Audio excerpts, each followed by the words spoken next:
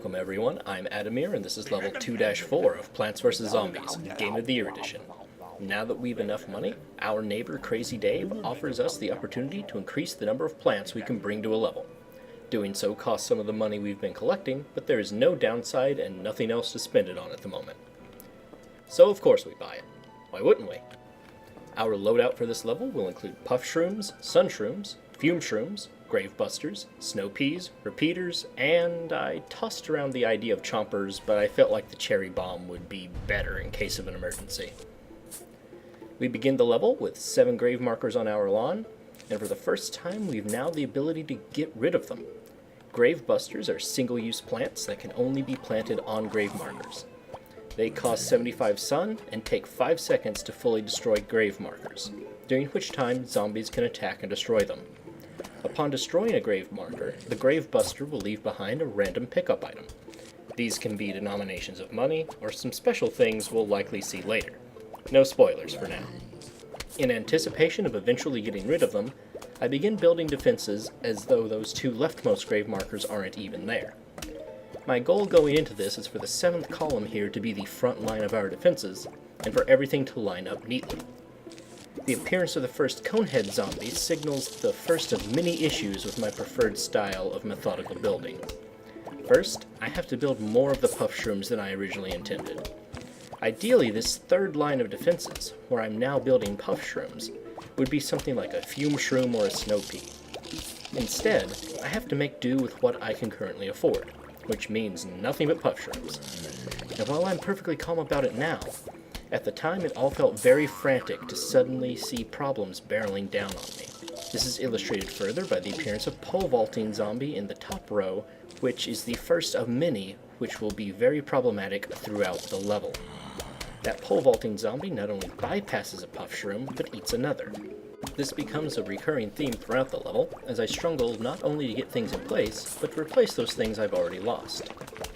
But even with things as disjointed as they are, I stick to the dream of trying to get rid of grave markers and thus eventually having pretty defenses.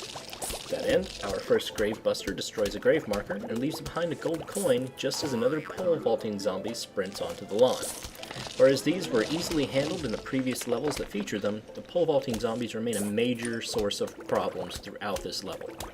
And this one's no exception. It finally goes down after bypassing one puff shroom and eating another, only for another pole vaulting zombie to appear in the bottom row, and this one is absolutely devastating. The entire reason we're in such dire straits is because we haven't had much sun with which to build adequate defenses hitherto. And this pole vaulting zombie going all the way into our sun shrooms kind of wrecks our economy. We are quickly faced with a situation where we're going to actually start losing income. And so we spend some of what little we've saved on a cherry bomb as a last resort. Then, a huge wave of zombies approaches. This portion of the level is actually much more relaxed, as even our patchwork defenses are capable of dealing with basic zombies and conehead zombies. Fume shrooms really shine in big waves like this, as they deal damage to everything in a row of lawn. And for the same reason, even the wayward screen door zombie isn't really a big deal.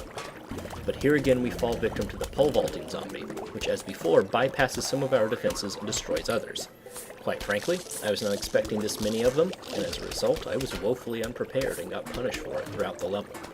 In fact, I'm so busy freaking out about the pole vaulting zombies and how they're ruining my efficiency that I completely forget to pick up a gold coin in the bottom row. And ruin our efficiency they most certainly do.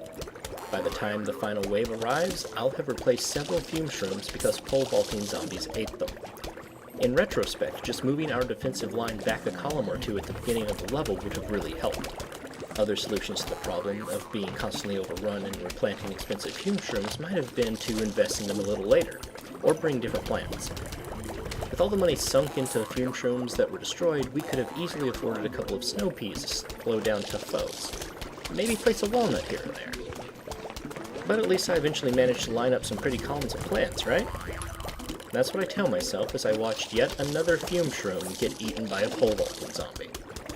There's probably a lesson in here somewhere about form following function or the perils of chasing sunk costs. But the real lesson to take away here is that while deceptively cartoonish and simple on its face, this game can quickly overcome and punish you for mistakes. There are some other strategies one could use to complete this level, and this is definitely one I'll be revisiting once we've completed Adventure Mode for the first time.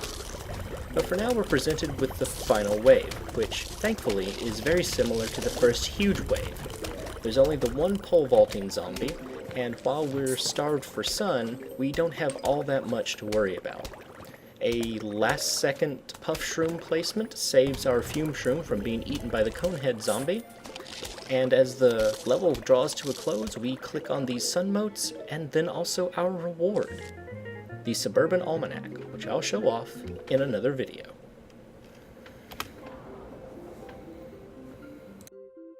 Hey guys, if you liked this video, feel free to subscribe to my channel. For the next video in the series, click the button on your right. To go straight to the playlist, click the button on your left. I'm Addamere, and as always, thanks for watching.